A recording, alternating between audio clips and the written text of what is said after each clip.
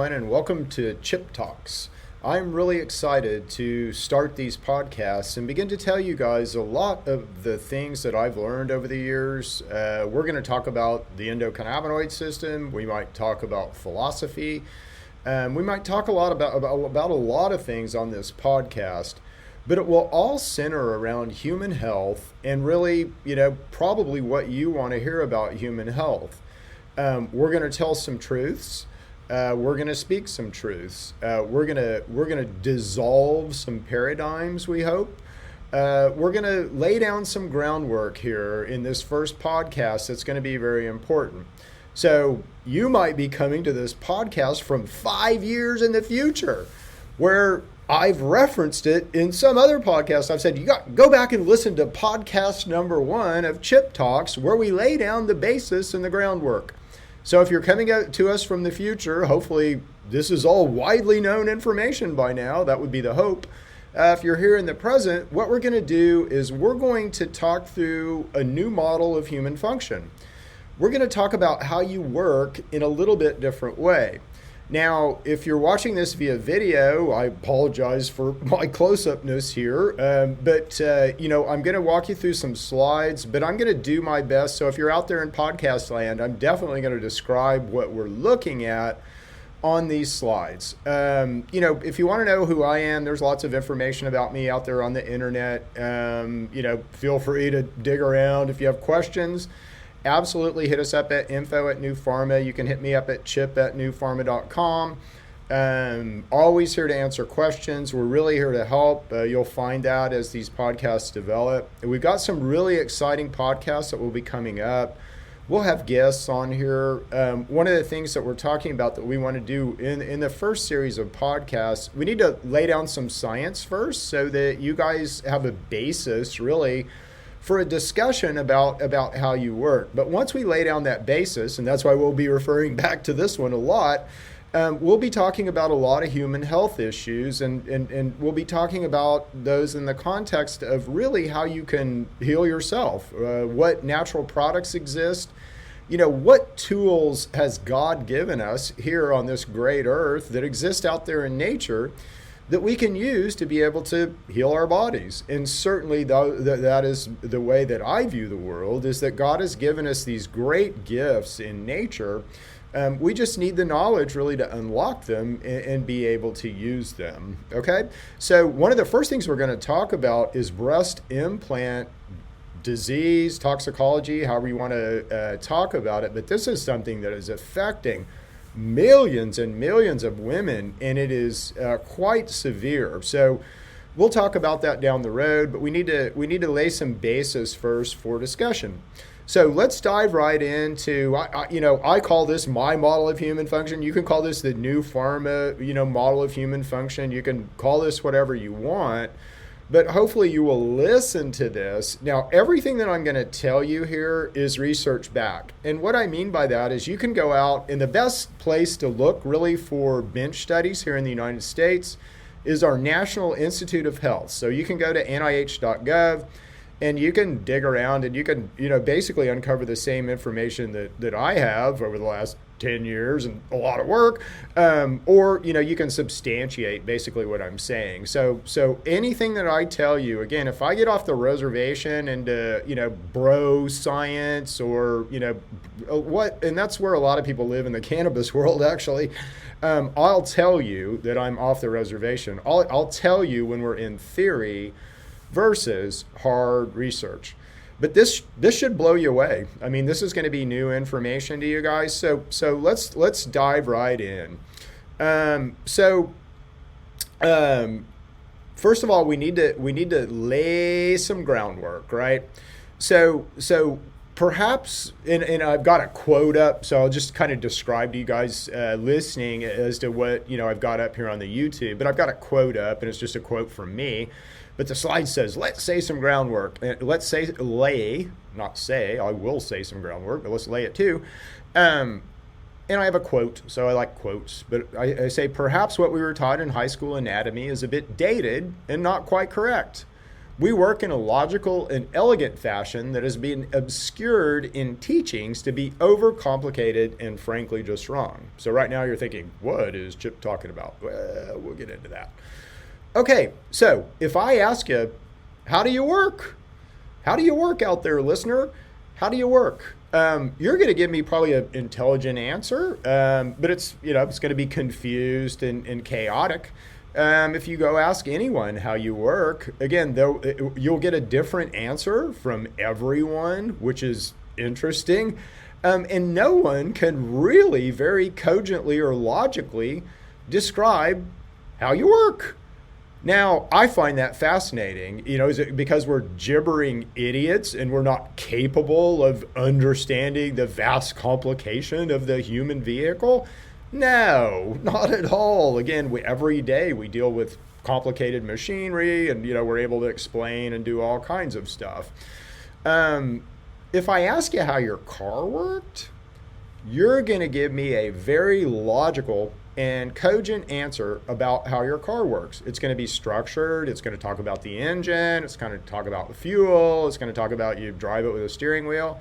And guess what? Your answer is going to be pretty close to mine. It's going to be pretty close to your neighbors. It's going to be pretty close to anyone that you ask. So, why is there so much confusion around how we work?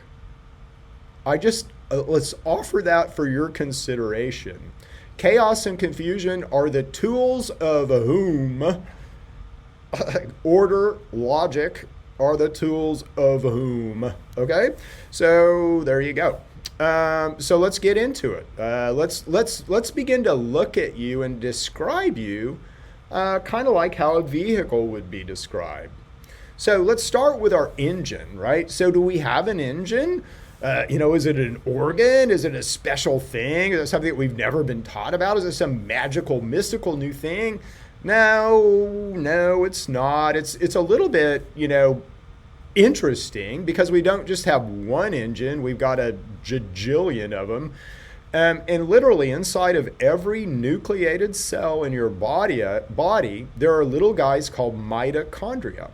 And it turns out that mitochondria are our engine. All of these little, thousands of them in each cell and thousands and millions of cells provide energy. And this is our engine, right? So this is literally the core of our being. Mitochondria are our engine.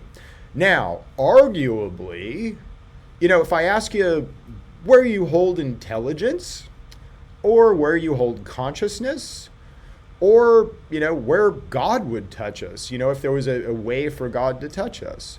Well, the answer is likely going to be these guys. And let me walk you through that. So let's say you say, oh, well, my, consciousness I hold in my brain and my intelligence I hold in my brain. Okay, well, what's a brain? Well, a brain is a collection of cells. Those cells are called astrocytes. And an astrocyte only knows it's supposed to be an astrocyte by the mitochondrial DNA inside of it. So the mitochondria determine cell health. They can determine a cell's fate. They, are the heart, if you will, of that cell.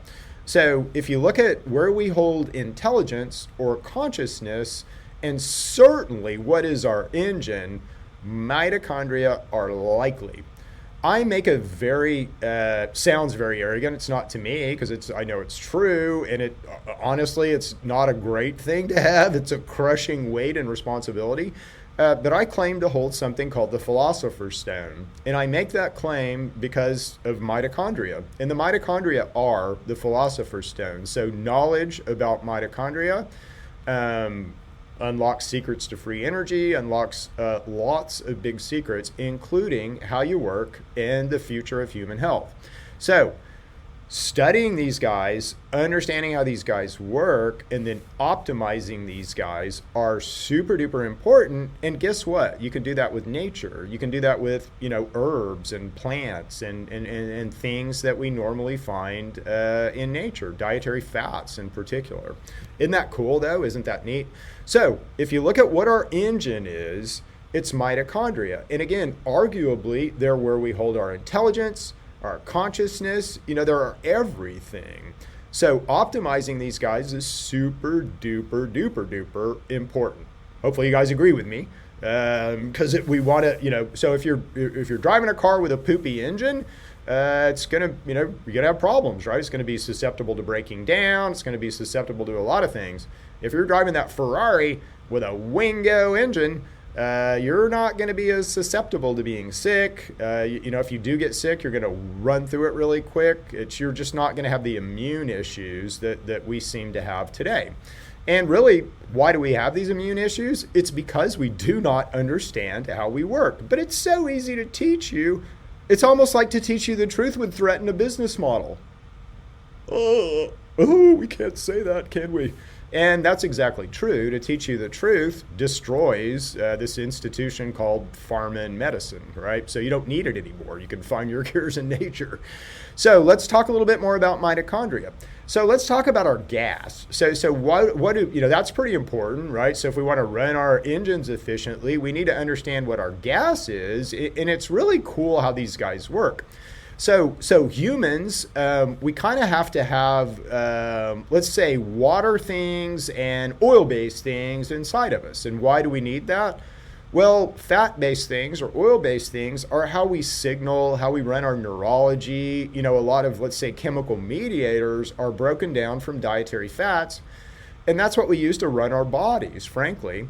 But there's more to it than that, because we also have to move ions around. So if you look at how these mitochondria are fueled, it's ionic. So you have to be able to move ions around. You can't do that in fat. Fat is not electric. Fat you can't move ions through very readily. But certainly you can through water. So your body is kind of this water thing and this fat thing. And both of those things are super duper important to our human function. And guess what? Mitochondria, as an engine, will take two different fuel substrates, which is really cool. So they'll take a water-based substrate. They'll actually take three. We'll talk about the third real quick because we'll get it out of the way. A eukaryotic cell, again, and that's what we're composed of for the most part, but they also compose a plant. And mitochondria will certainly run on light as a substrate, and that is absolutely the most efficient way to run a mitochondria. But that is something called photosynthesis. Do you photosynthesize? Yes, you do. That's outside of most people's Overton window right now. So we're really not going to talk about that a lot in depth. We'll certainly talk about that later. There's a lot there, and a lot there that has to do with human health. But if you read about vitamin D and things like that, you'll understand that indeed we do, have interaction with the sun, and we do photosynthesize, and vitamin D is a byproduct of that photosynthesis. But anyway, we won't talk about that for right now. That's a little bit outside of people's believability window, let's say. So we'll stick to water and fats as substrates for fuel for a mitochondria. But just keep in mind, we do have this light substrate that is the most efficient. So water is our least efficient substrate to be able to fuel a mitochondria. And we generally fuel mitochondria. The water substrate that we use is something called glucose. There's another one that's more efficient that we'll talk about later called ketones. And ketones are water-soluble fat, so it's sort of this water fuel from fat, which is going to be better. But our body will default to glucose. Our body will always run, we can always run our cellular structures on glucose. So mitochondria have a glucose, switch, if you will, a sugar switch. And that is the least efficient way to run a mitochondria. So 1 unit of glucose will convert directly to 2 units of ATP, which ends up being kind of the gas function. That is the least efficient way to run a mitochondria. The mid-efficient way to run a mitochondria is off dietary fats. So you have an oil-based substrate. Those are dietary fats to be able to run your mitochondria. Now, that's far, far more efficient than glucose. You will produce, from 1 unit of dietary fats, you'll produce about 136 molecules, and it kind of depends on stuff, but up to 136 molecules, sometimes even more, of ATP. So you're 50 is a good number. So you're 50 times more efficient. You're 50 times more energetic. You're 50 times more conscious if you want to go there. You're 50 times more intelligent if you want to go there when you're running your mitochondria on dietary fats rather than glucose. So I like to make the analogy that, kind of when you're running on glucose or this water substrate, that you're a plant in the dark with no water. So we're alive, but we're super subject to disease. We're kind of rotting, right? So we don't even realize it.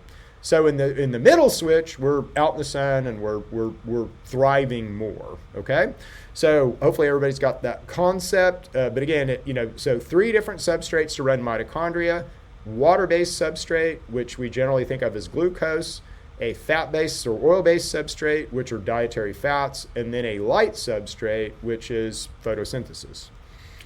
Okay. Again, if you're YouTube with me, you just saw another slide change. If you're listening at home, I'll kind of describe this slide. So what we got up is really a look at how disease happens. And again, what is disease? Well, a disease is caused by pathogens. This is a plant slide, by the way, if you are YouTubing, but it makes the point. So being in the dark is not so good if you're a plant or a human. But where does disease come from? Well, it comes from pathogens.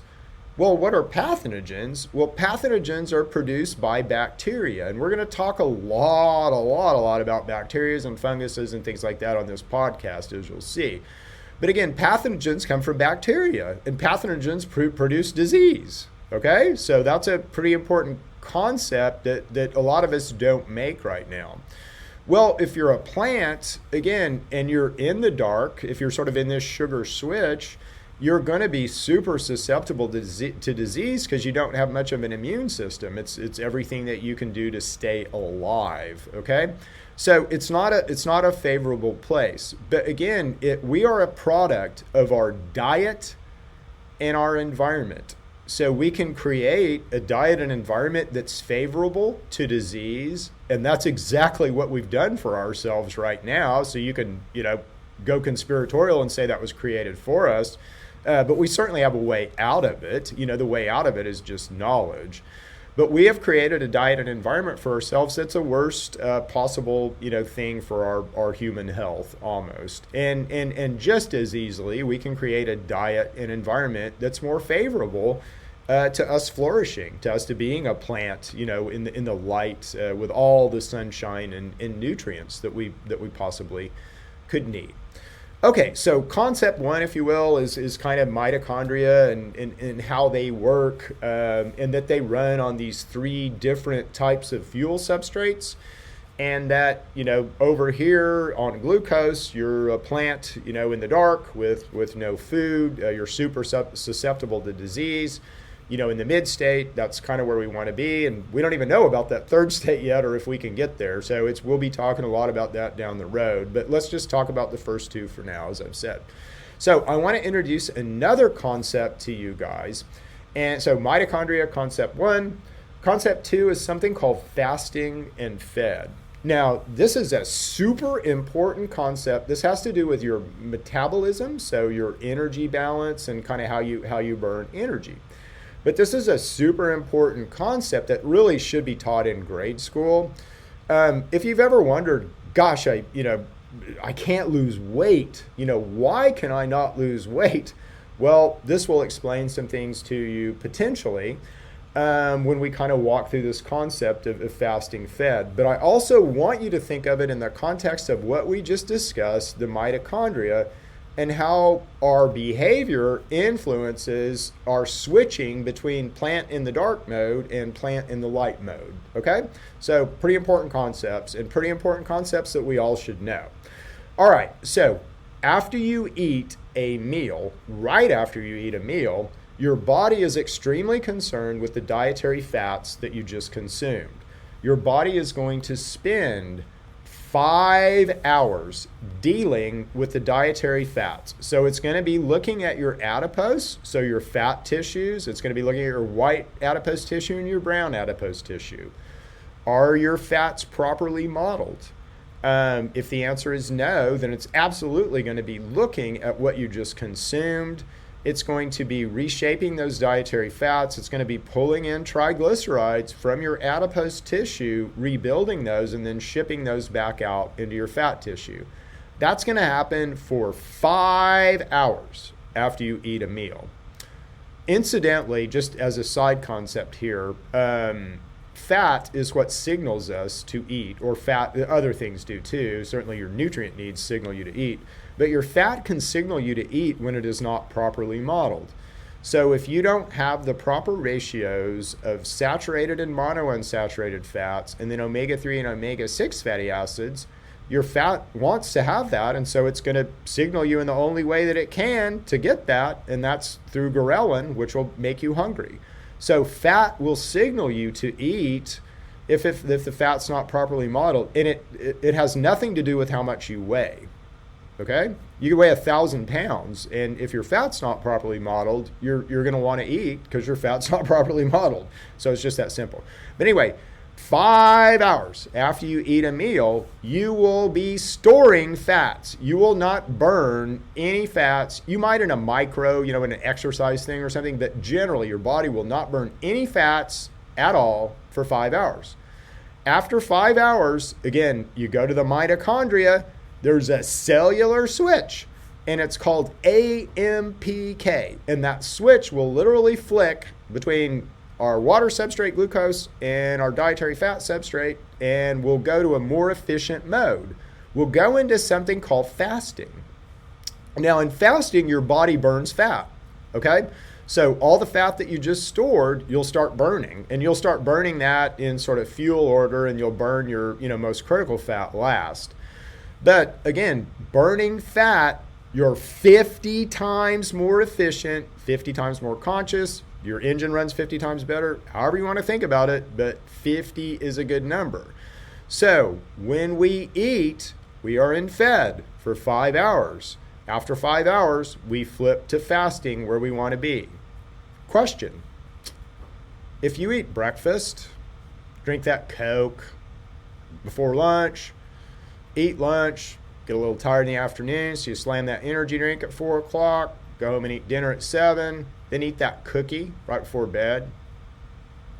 Do you ever get to a fasting state? No. You're a plant in the dark with no water and no light. Let that sink in. If you drink Coke all the time, or Pepsi all the time, or even Diet Coke, it's not so much a function of calories. It's a function of your body knowing that you just put something in your stomach, and now I'm going to have to deal with it. 50 calories, is about all it takes to flip you to fed. Any kind of sugar, any kind of dietary sugar, whoop, flips you right there, and it actually will keep you there longer. Something like high fructose corn syrup. High fructose corn syrup is everywhere in our diet. It forces you into fed, so it forces you into fat storage, and you'll store fats for a longer amount of time. You won't flip to fasting as quick as you normally would. So it's super important what we put in our bodies, but it's super important to understand these concepts because then we have control. We actually have some control of our health. So again, if you eat all the time, you're a plant in the dark with no water. You're going to be you're creating an environment for sickness, let's just say. So you're going to be way more susceptible to disease just by virtue of your behavior. If we eat one big meal a day, to me, it looks like we're designed to kind of eat one big meal a day. And again, if you read about fasting and you read about sort of people's experience with fasting, if you don't eat, and I'm not recommending that you don't eat for 24 or 48 hours, I'm recommending that you just eat one meal a day and don't eat in between, or worst case, eat 2 meals a day, but try to do that between like noon and 6, okay? And so that way you give your body a lot of time to get into fasting, and your body begins to heal itself. I mean, your body begins to recover from being a plant in the dark with no water. Okay, so everybody got those concepts, hopefully. So fasting and fed, super duper concepts, and again, directly related to mitochondrial function. So the performance of your engine, if you will. Okay, now we're going to have some fun because we're going to talk about old Holly the bear. And Holly the bear is kind of fun to talk about because Holly understands fasting and fed way better than Chip ever did, or humans seem to right now. So let's just talk Holly through and talk Holly's behavior through. So Holly actually is a real bear. She's been studied. I think she's an Alaskan bear. She may be a Kodiak bear, but yeah, she's up there. She's a grizzly bear. But Holly comes out of her cave, in the spring, and she's a hungry bear, right? She's a skinny, hungry bear. But she does something right off the bat. She understands that she has to model her fat. So she has to first begin to build brown adipose tissue, and that has to be properly modeled, and then build white adipose tissue on top of that for winter. She starts eating a lot of omega-3 fatty acids, so she eats a lot of salmon, fish, a lot of things that promote leanness and muscular, basically physique. By the end of the summer, Holly is a buff bear. There are no fat summer bears. Every summer bear is built, I want to go lift weights with that bear, right? So that is a built buff bear. So Holly, by the end of the summer, because she's properly modeled her fat and she understands what to eat, she is a buff, muscular bear. She changes her behavior in the fall. She understands fasting and fed. She starts eating all the time. What happens when you eat all the time? Your body packs on the fat, and she starts packing on the fat. So by the end of the fall, Holly is one big obese bear.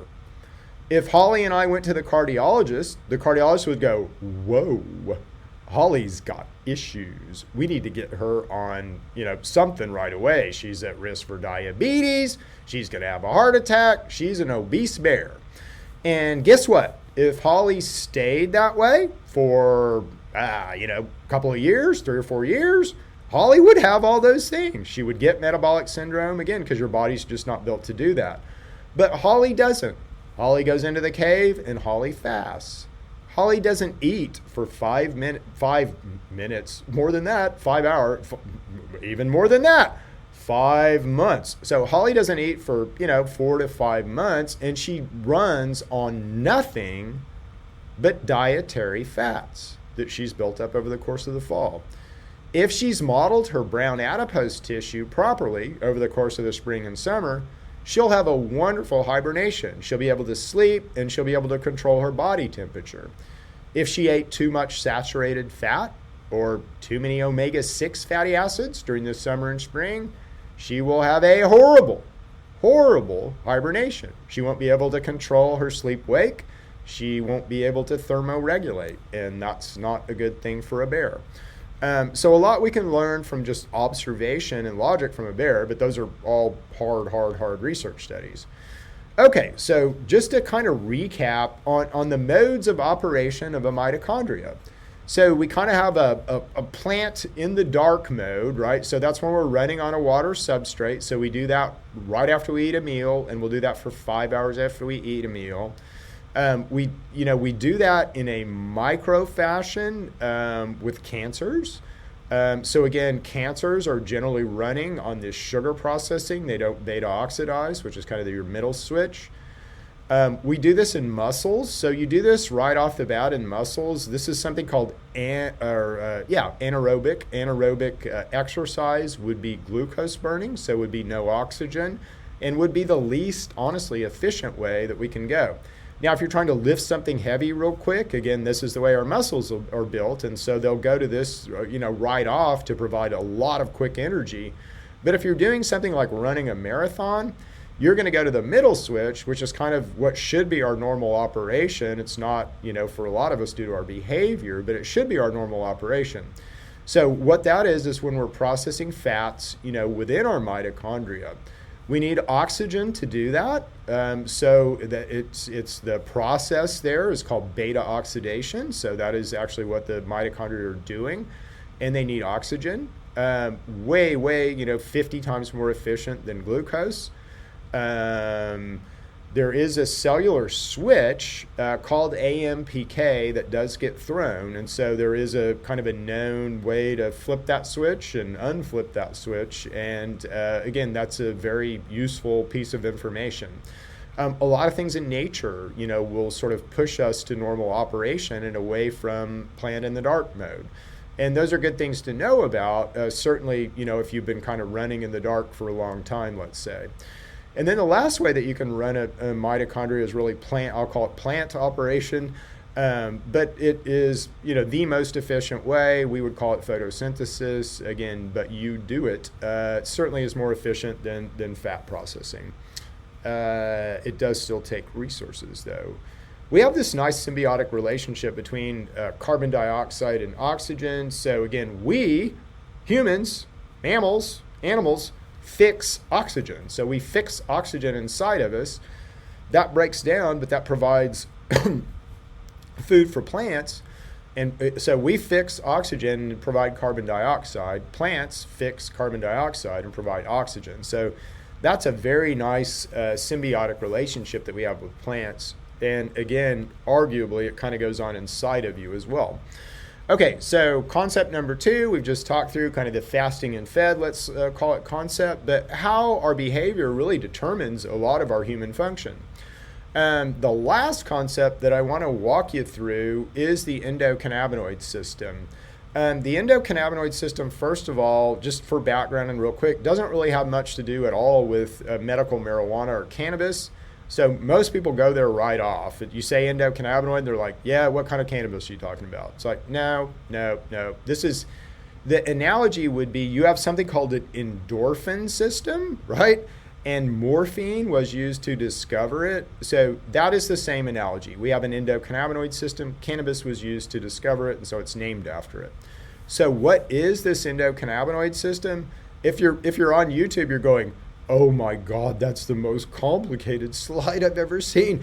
And it is a very complicated slide, but it's useful in talking you through this. The slide is actually from a Damasio. So Damasio, probably the lead researcher on the endocannabinoid system.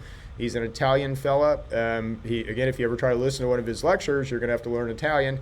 But he is prolific and he is broad. He does a lot of very, very good studies. But this last study that he did, or I guess a 2019 study that he did, what this says is that as we eat 8 dietary fats, and you can think of these as the fats that you stick on a triglyceride, but as you eat these 8 dietary fats, as soon as they hit our intestinal lumen, they combine with the most basic amino acid we have, ethynylamine, to form endocannabinoids. The formation of those endocannabinoids is communicated to our hypothalamus hippocampus. If we go back to the car analogy, that would be the computer in our vehicle. So we're getting communicated in a major way to our computer. Our computer then makes a determination, or our hypothalamus hippocampus makes a determination to our nutritional state. So are we getting the dietary fats that we need or not? If we're not, or if we're partly deficient, then the hypothalamus hippocampus will use the endocannabinoid system to allow us to develop a gut microbiome. The purpose of that biome is to allow bacteria to develop. Those bacteria will produce useful proteins that offset our dietary deficiencies. Isn't that cool? That is a very and highly evolved system of function that humans have. And in this way, we're able to eat, all different kinds of things. What's important in our diet? Really just 2 things, dietary fats and chlorophyll. We certainly need calories on top of that, but we run on dietary fats and we make up based on the dietary fats that we input. Right now, what we're doing is we're eating only the inflammatory fats, as I mentioned before. So saturated in omega-6 are inflammatory, monounsaturated in omega-3 are anti-inflammatory. If you do that and add sugar, it's the worst situation for your gut biome because you have to build or allow bacteria to develop to offset and build all of the anti-inflammatory immune mediators that we need. And when that happens, the bacteria become out of control, or they could become out of control. If you throw a bunch of sugar on top of there, or glucose, that allows the bad bacteria a substrate to develop in. They love sugar. If I want to grow bacteria in my lab, I'm going to grow it in agar, which is sugar. I'm not going to grow it in fiber. And fiber is what the good bacteria inside of you like, okay? So dietary fiber, chlorophyll, and dietary fats are our manna. And again, that is directly goes to what we need to feed our mitochondria and fuel this master regulatory system called the endocannabinoid system.